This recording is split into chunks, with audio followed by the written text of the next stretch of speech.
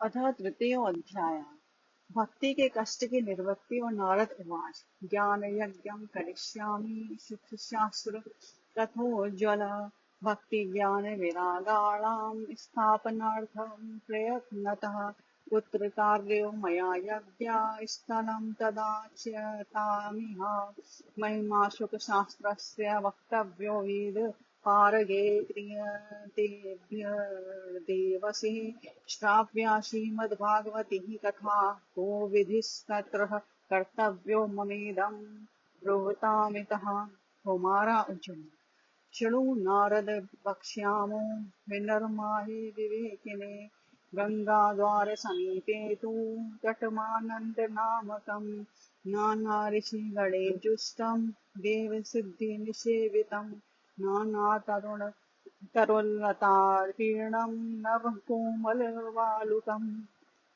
नारद जी कहते हैं, अब मैं भक्ति ज्ञान और वैराग्य को स्थापित करने के लिए प्रश्न पूर्वक श्री सुखदेव जी के कहे हुए भागवत शास्त्री कथा द्वारा उज्जवल ज्ञान यज्ञ करूंगा। यह यज्ञ मुझे कहाँ करना चाहिए, आप इसके लिए कोई स्थान बता दीजिए।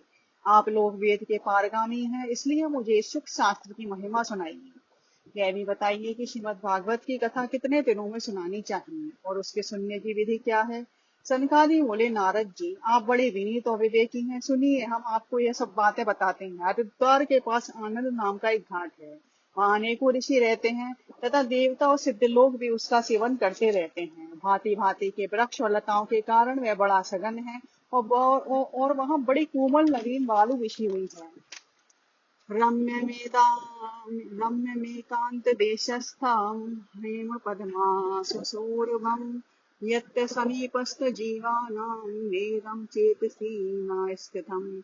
ज्ञानयज्ञस्तत्यां तत्र कर्तव्यो प्रयत्नतः अपूर्वरसरूपा च कथा तत्र भविष्यति। पूरस्तं निर्बलं चैव जराजीर्णकलेवरं ततद्गृहं पुरस्कृत्य भक्तिस्तत्रागमिष्यति। यत्र भागवती वार्ता तत्र भक्त्यादिकं व्रजेत् कथाशब्दं समाकर्ण्यं तत्रेकं तरुणायते।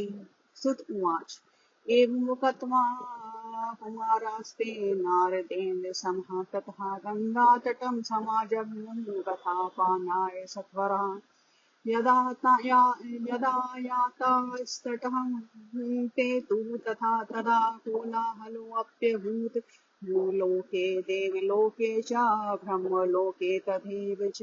श्रीमद्भागवतपीयूषपानाय रसलम्पटः धावन्तोऽप्ययायौ सर्वे प्रथमं ये च वैष्णवा। ब्रह्मवसिष्ठश्च भूतं मेधातिथि देवरातो रामस्तथा गाधीसुतश्च शाकिलो मृकण्डुपुत्रात्रि जपिप्पलादा। वह घाट बड़ा ही सुरम्य और एकांत प्रदेश में है। वहाँ हर समय सुनहले कमलों की सुगंध आया करती है। उसके आसपास रहने वाले सिंह, हाथी आदि परस्पर विरोधी जीवों के चित्त में भी वैरभाव नहीं है। वहां आप बिना किसी विशेष प्रयत्न के ही ज्ञान यज्ञ आरंभ कर दीजिए। उस स्थान पर कथा में अपूर्व रस का उदय होगा। भक्ति भी अपनी आंखों के ही सामने निर्बल और जराजीर्ण अवस्था में पड़े हुए ज्ञान और वैराग्य को साथ लेकर वहां आ जाएगी। क्योंकि यहाँ भी श्रीमद् भागवत की कथा होती है, वहां यह भक्ति आदि अपने आप पहुंच जाते हैं। वहाँ कानों में कथा के शब्द पढ़ने से ये तीनों तरुण हो जाएंगे। सूत जी कहते हैं, इस प्रकार कहकर नारद जी के साथ सनकादि भी श्रीमद् भागवत कथामृत का पान करने के लिए वहां से तुरंत गंगा तट पर चले आए। जिस समय वे तट पर पहुंचे, भूलोक, देवलोक और ब्रह्मलोक सभी जगह इस कथा का हल्ला हो गया। जो भगवत कथा के रसिक विष्णु भक्त थे, वे सभी श्रीमद् भागवत मृत का पान करने के लिए सबसे आगे दौड़ दौड़ कर आने लगे। भृगु, वशिष्ठ, च्वन, गौतम, मेधातिथि, देवल, देवरात, परशुराम, विश्वामित्र, साकल, मार्कंडे, दत्तात्रेय, पिप्पलाद, योगेश्वरो व्यास पराशरो च छाया सुको जाजल्यनुमुख्या सर्वे अप्यमी मुनिगणा सह पुत्र शिष्यः सह स्त्री विरायेयुरिति प्रणययुक्तः वेदान्तानि च वेदाश्च मन्त्रास्तन्त्रः सम्मूर्तयः दश सप्त पुराणानि सप्तशास्त्राणि तथा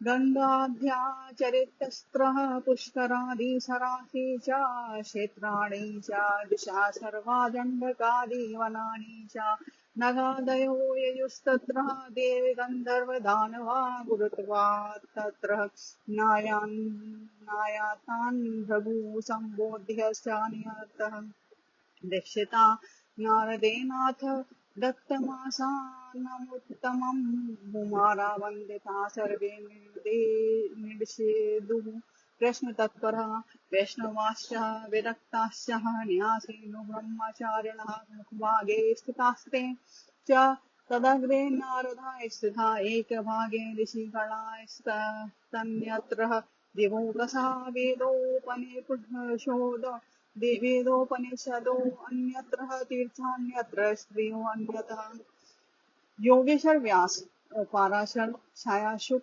जाजली और जहन्नु आदि सभी प्रधान प्रधान मुनिगण अपने अपने पुत्र शिष्य और स्त्रियों सहित बड़े प्रेम से वहां आए। इनके सिवा वेद वेदांत उपनिषद मंत्र तंत्र 17 पुराण और 6 शास्त्र भी मूर्तिमान होकर वहां उपस्थित हुए। गंगा आदि नदियां, पुष्कर आदि सरोवर, कुरुक्षेत्र आदि समस्त क्षेत्र, सारी दिशाएं, दंडक आदि वन, हिमालय आदि पर्वत का देव गंधर्व दानव आदि सभी कथा सुनने चले आए। जो लोग अपने गौरव के कारण नहीं आए, महर्षि भृगु उन्हें समझा बुझाकर ले आए। तब कथा सुनाने के लिए दीक्षित होकर श्री कृष्ण परायण सनकादि नारद जी के दिए हुए श्रेष्ठ आसन पर विराजमान हुए। उस समय सभी श्रोताओं ने उनकी वंदना की। श्रोताओं में वैष्णव, विरक्त, सन्यासी और ब्रह्मचारी लोग आगे बैठे और उन सबके आगे नारद जी विराजमान हुए। एक और ऋषिगण, एक और देवता, एक और वेद और उपनिषद आदि तथा एक और तीर्थ बैठे और दूसरे ओर स्त्रियां बैठी।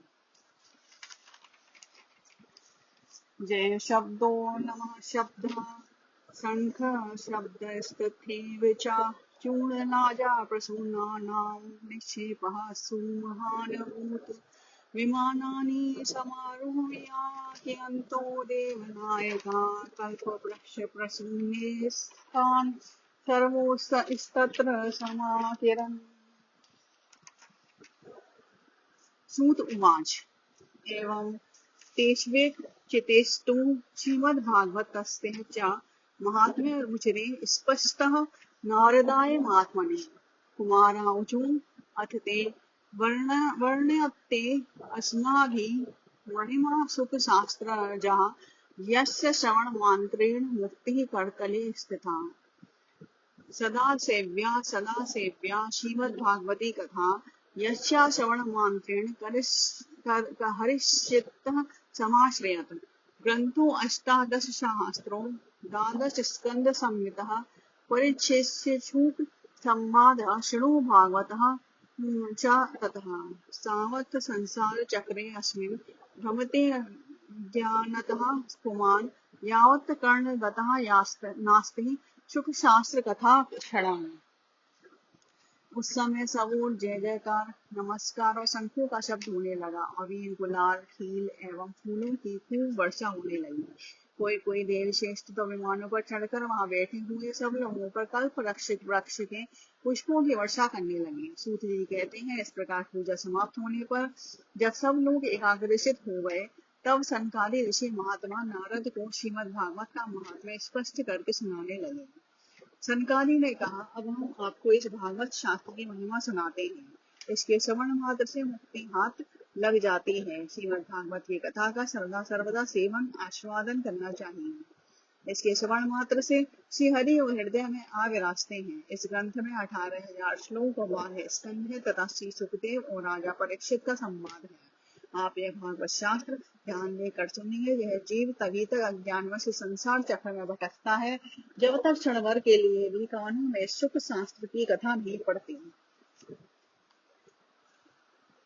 की श्रुते ब्रह्मवि शास्त्रे पुराणेश्च भ्रमावहे एकं भागवतं शास्त्रं मुक्तिदानेन गर्जते तथा भागवतस्यापि नित्यं भवति यद्गृहे तद्गृहं तीर्थरूपं हि वसतां पापनाशनम् अश्वमेध सहस्राणि वाजपेय शतानि च शुकशास्त्रकथायाश्च कलां निरारन्ति षोडशीम् तावत् पापानि देहेऽस्मिन् वसन्ति तपोधना यावन्न श्रूयते सम्यक् श्रीमद्भागवतं नरः न गङ्गां न गङ्गया काशी पुष्करं न प्रयागकं शुकशास्त्रकथायाश्च फलेन समतामनयन्त् श्लोकादं श्लोकपादं वा नित्यं भागवतोद्भवम् पठस्तव स्वयमुखेन यदिच्छसि परां गतिः वेदादिद्रविर्दिगमाता च पूरुषं सुप्तमेव च त्रयीभागवतं चेदादशाक्षरम् एव च द्वादशात्मा प्रयागश्च कालं संवत्सरात्मकं ब्रह्माणाश्चाग्निहोत्रं च सुरभिर्द्वादशी तथा तुलसी च वसन्तश्च पुरुषोत्तम एव च एतेषां तत्त्वतः पृथग् भावयिष्यते। बहुत से शास्त्र और पुराण सुनने से क्या लाभ है? इससे तो व्यर्थ का भ्रम बढ़ता है। मुक्ति देने के लिए तो एकमात्र भागवत शास्त्र ही गरज रहा है। जिस घर में नित्य प्रति श्रीमद् भागवत की कथा होती है वह तीर्थ रूप हो जाता है और जो लोग उसमें रहते हैं उनके सारे पाप नष्ट हो जाते हैं। हजारों अश्वमेध और सैकड़ों वाजपेयी यज्ञ इस सुख शास्त्र की कथा का 16वां अंश भी नहीं हो सकते। तपोधनु, जब तक लोग अच्छी तरह श्रीमद् भागवत का श्रवण नहीं करते तभी तक उनके शरीर में पाप निवास करते हैं। फल की दृष्टि से इस सुख शास्त्र कथा की समता गंगा, गया, काशी, पुष्कर या प्रयाग कोई तीर्थ भी नहीं कर सकता। यदि आपको परम गति की इच्छा है तो अपने मुख से ही श्रीमद् भागवत के आधे अथवा चौथाई श्लोक का भी नित्य नियम पूर्वक पाठ कीजिए। ओंकार, गायत्री, पुरुष युक्त तीनों वेद, श्रीमद् भागवत, ओम नमो भगवते वासुदेवाय, यह द्वादशाक्षर मंत्र 12 मूर्तियों वाले सूर्य भगवान, प्रयाग, संवत्सर, रूप, काल, ब्राह्मण, अग्निहोत्र, गौ, द्वादशी तिथि, तुलसी, वसंत ऋतु और भगवान पुरुषोत्तम, इन सब में बुद्धिमान लोग वस्तुतः कोई अंतर नहीं मानते।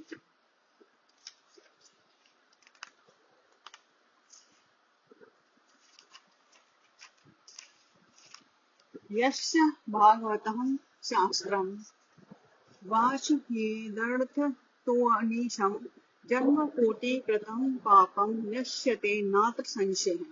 श्लोकार्धं श्लोकपादं वा पदेन भागवतं च यः नित्यं पुण्यमवाप्नोति राजसूयाश्वमेधयोः। उक्तं भागवतं नित्यं कृतं च हरिचिन्तनं तुलसीपोषणं चैव धेनूनां सेवनं समम्। अंतकाले तु यदि विश्वते शुकशास्त्रवाकप्रीत्या तस्यैव वैकुण्ठं गोविन्दोऽपि प्रयच्छति श्रुतं चेत् वैष्णवः वा एतदा ददाति च कृष्णेन सह सायुज्यं स मुमुक्षुर्माल्लभेत ध्रुवम्। आजन्ममात्रमपि येन पठ्यतेन कस्यचित्तं विधाय सुखशास्त्रकथा न पीता चाण्डालवच्चः खरवधृतेन नीतं मिथ्यासे जननी जने दुःखभाजा जीवच्छवो निगदिता सा तु पापकर्मायेन श्रुतं शुककथावचनं नाकेचितम् धिक्तं नरं पशुसमं भुवि भाररूपमेवं वदन्ति देवी देवी समाजमुख्यः। जो पुरुष निस्वार्थ सहित श्रीमद् भागवत शास्त्र का पाठ करता है उसके करोड़ों जन्मों का पाप नष्ट हो जाता है, इसमें तनिक भी संदेह नहीं है। जो पुरुष नित्य प्रति भागवत का आधा या चौथाई श्लोक भी पढ़ता है उसे राजसूय एवं अश्वमेध यज्ञों का फल मिलता है। नित्य भागवत का पाठ करना, भगवान का चिंतन करना, तुलसी को सींचना, गौ की सेवा करना, ये चारों समान है। जो पुरुष अंत समय में श्रीमद् भागवत का वाक्य सुन लेता है उस पर प्रसन्न होकर भगवान उसे वैकुंठ धाम देते हैं। जो पुरुष इसे सोने के सिंहासन पर रखकर विष्णु भक्त को दान करता है वह अवश्य ही भगवान का सायुज्य प्राप्त करता है। जिस दुष्ट ने अपनी सारी आयु में चित्त को एकाग्र करके श्रीमद् भागवतामृत का थोड़ा सा भी रसास्वादन नहीं किया, उसने तो अपना सारा जन्म चांडालों के गधे के समान व्यर्थ ही गंवा दिया। वह तो अपनी माता को प्रसव पीड़ा पहुंचाने के लिए ही उत्पन्न हुआ। जिसने सुख शास्त्र के थोड़े से भी वचन नहीं सुने, वह पापात्मा तो जीता हुआ ही मुर्दे के समान है। पृथ्वी के भार स्वरूप उस पशुतुल्य मनुष्य को धिक्कार है, जो सर्वलोक में देवताओं में प्रधान इंद्रादि कहा करते हैं। दुर्लभेव कथा लोके श्रीमद्भागवतोद्भवा टूटे जन्म समुत्थेन पुण्य देव तु लभ्यते। तेन योग निधे मनुष्योतव्यासः प्रयत्नतः दीनानां नियमो नास्ति सर्वदा श्रवणं मद्मतम्। सत्येन ब्रह्मचर्येण सर्वदा श्रवणं मतम्। असत्यात्मात् कलो बुद्धो विशेषो अत्र सुखाद्यगा मनोवृत्ति जयिष्ये नियमाचरणं तथा दीक्षां कर्तुं शक्यत्वात् सप्तः श्रवणं मतम्। श्रद्धातः श्रवणे नित्यं माघे तावद्री यत्फलं तत्फलं सुखदेवीं सप्ताह श्रवणे कृतम्। मनसश्चाजयायुर्भोगात् पुंसा जीवायुषः क्षयात् कले द्रोष बहुत वाच्यः सप्ताह श्रवणं मततः। यत्फलं नास्ति तपसा न योगेन समाधिना अनायासेन तत्सर्वं सप्ताश्रवणे लभेत्। यज्ञाद् गर्जति सप्ताहो गर्जति व्रतात् तपसो गर्जति प्रोच्चेस्तीर्थान्यत्यहं गर्जति।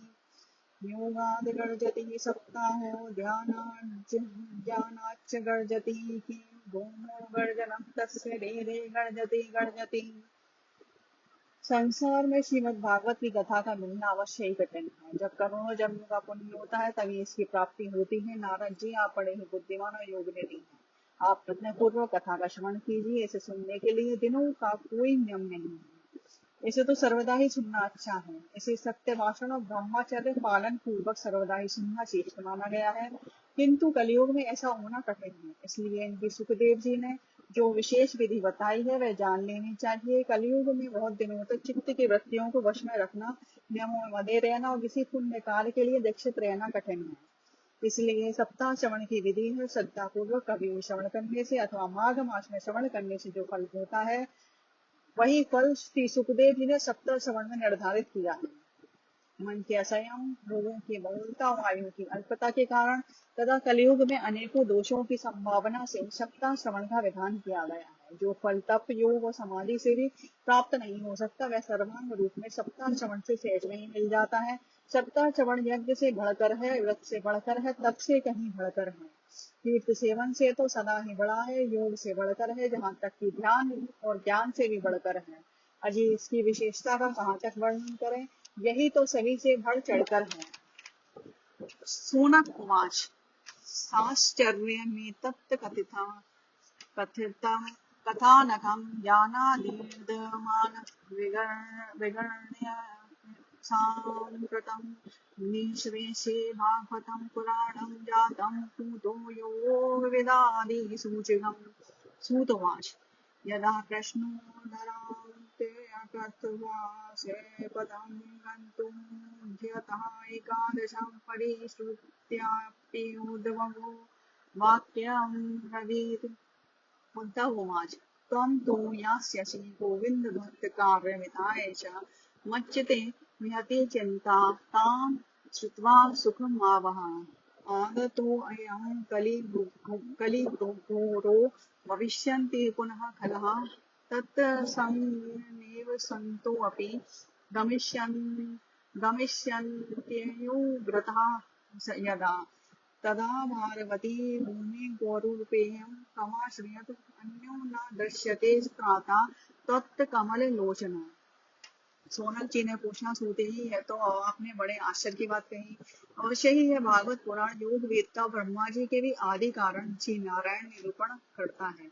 परंतु यह मोक्ष की प्राप्ति में ज्ञान आदि सभी साधनों का तिरस्कार करके इस युग में उनसे भी कैसे बढ़ गया। सूत जी ने कहा, सोनक जी, जब भगवान श्री कृष्ण इस धरा धाम को छोड़कर अपने नित्य धाम को जाने लगे, तब उनके मुखारविंद से एकादश स्कंद का ज्ञान उपदेश सुनकर भी उद्धव जी ने पूछा। उद्धव जी बोले, गोविंद, अब आप तो अपने भक्तों का कार्य करके परम धाम को पधारना चाहते हैं, किंतु मेरे मन में एक बड़ी चिंता है, उसे सुनकर आप मुझे शांत कीजिए। अब घोर कलिकाल आया ही समझिए, इसलिए संसार में फिर अनेकों दुष्ट प्रकट हो जाएंगे। उनके संसर्ग से जब अनेकों असत्पुरुष भी उग्र प्रकृति के हो जाएंगे, तब उनके भार से दबकर यह घोर रूपिणी पृथ्वी किसकी शरण में जाएगी। कमल नयन, मुझे तो आपको छोड़कर उसकी रक्षा करने वाला कोई दूसरा नहीं दिखाई देता। अतः सत्सु दयां कृत्वा भक्त वत्सल माव्रज, भक्तार्थ सगुणो जातो निराकारो अपि चिन्मय। त्वदिद योगेन ते भक्ताः कथं स्थास्यन्ति भूतले, निर्गुणोपासने कस्य मतः किचिद्रेचारये इत्युदवचः कृत्वा प्रभासे अचिन्त्य। नरहरि भक्तावलम्बनार्थाय येन विधेयं मयेति च स्वीकीयं यद् भवेत्तेजस्तस्य भागवते अदधात् तिरोधाय प्रविष्टोऽयं श्रीमद्भागवतार्णव।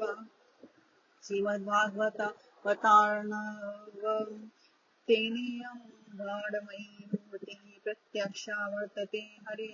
शेरस्नाच श्रवणात् पाठात् दर्शनात् पापनाशिनी।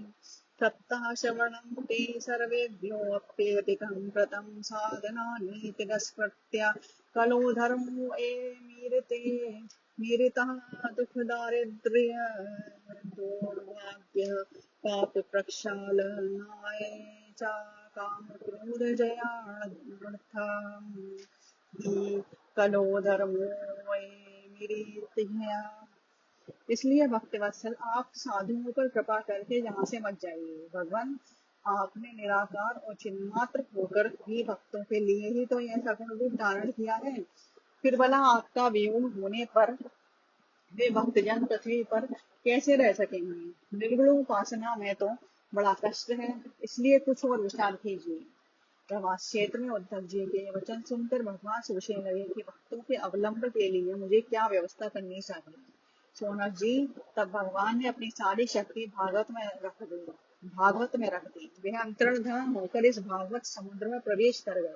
इसलिए यह भगवान की साक्षात शब्दमय मूर्ति है। इसके सेवन, श्रवण, पाठ अथवा दर्शन से ही मनुष्य के सारे पाप नष्ट हो जाते हैं। इसी से इसका सप्ताह श्रवण सबसे बढ़कर माना गया है। और कलयुग में तो अन्य सब साधनों को छोड़कर यही प्रधान कर्म बताया गया है। कलिकाल में यही ऐसा धर्म है जो दुख, दरिद्रता, दुर्भाग्य और पापों की सफाई कर देता है तथा काम, क्रोध आदि शत्रुओं पर विजय दिलाता है। अन्यथा वैष्णवी माया देवेरपि सुदुस्त्यजा, कथं त्याज्या भवेत् पुंहि सप्ताहुवत् प्रकीर्तिता। सूत उवाच, एवं नवा श्रवणोरुधर्मे प्रकाश्यमाने ऋषिभिः सभायाम् आश्चर्यमेकं सम्भूतनादानीं सदुच्यते शश्रुषुमनतुल्यम्। भक्ति सुतो तो तरुणो गृहीत्वा प्रेमेति सहसा अविराचित। श्री कृष्ण गोविंद हरे मुरारी, नाथेति नामानि वर्धन्ते। तां चागतां भागवतार्थभूषां सुचारो वेषां ददर्शु सदस्याः। कथं प्रविष्टा कथमागतिं मध्ये मुनीनामीति तर्कयन्तः।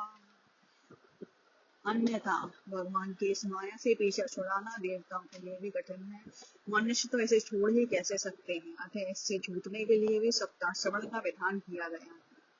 सूते कहते हैं कि सोनक जी, जिस समय संकालीन मुनीश्वर इस प्रकार सप्ताह श्रवण की महिमा का बखान कर रहे थे, उस सभा में एक बड़ा आश्चर्य हुआ। इसी मैं तुम्हें बतलाता हूँ।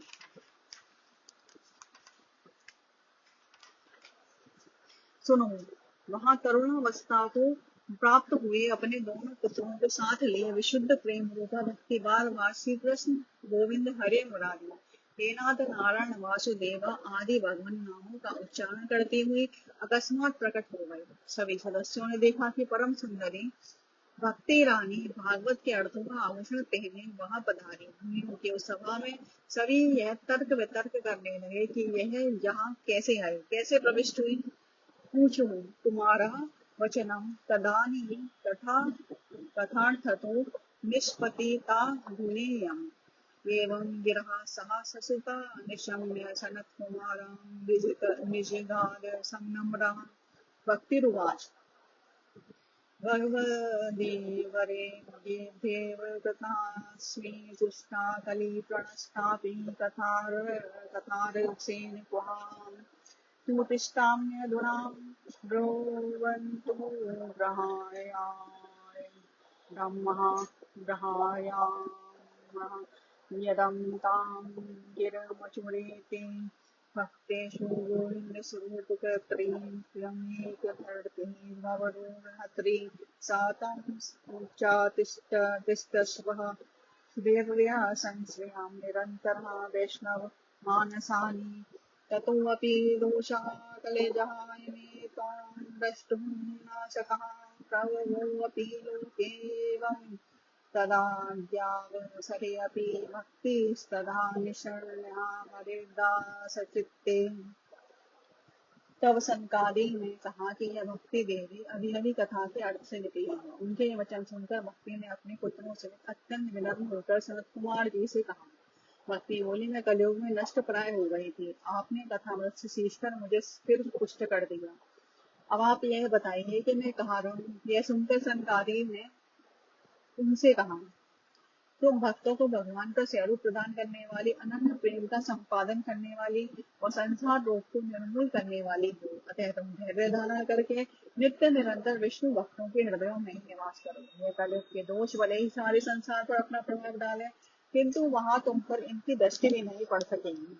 इस प्रकार इनकी आज्ञा पाते ही भक्ति तुरंत भगवत भक्तों के हृदयों में जा विराजी।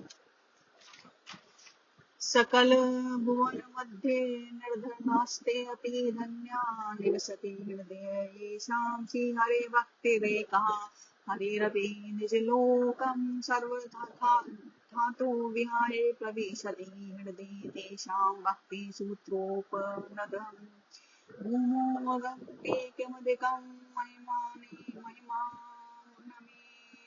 ब्रह्मात्मकस्य भूमिः भागवता विधस्य यत्यसंश्रयान्यः गदिते नवते सुभक्ता शुकापि कृष्ण समतावलमन्यधर्मे।